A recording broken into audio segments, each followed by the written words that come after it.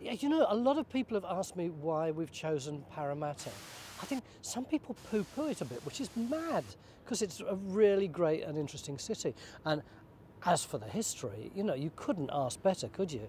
You had Port Jackson down the road, and everyone assumes that, oh, Sydney exploded. No, it was Parramatta that was the centre of the universe for huge numbers of early European Australians. So, yeah, it was like a magnet for us, really. I think the funniest story that I've heard was about the flying pieman. He was a bloke at pretty early in the 19th century, just down from where you're doing this interview now.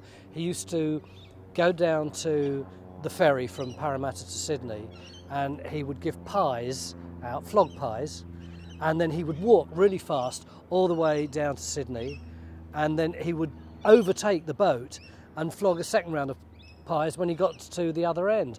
And he got so carried away by this that he started doing walking stunts.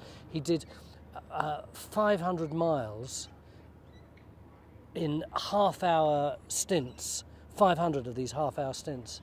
No, that must have been 1,000, mustn't it? Anyway, just like, you know, the sort of thing which maybe a lot of people do today for the Guinness Book of Records, but nobody did at that time. And he dressed up in these weird clothes, stripy trousers, florid shirts, a top hat with stuff coming over it. But the sad thing about him is what drove him a bit nutty was that he fell in love with a convict lass when he was over here. And he wanted to go back to England because he wasn't doing very well. So he had this weird plan, which was that he boxed her up in a wooden box. Then he bought a ticket to go back to England.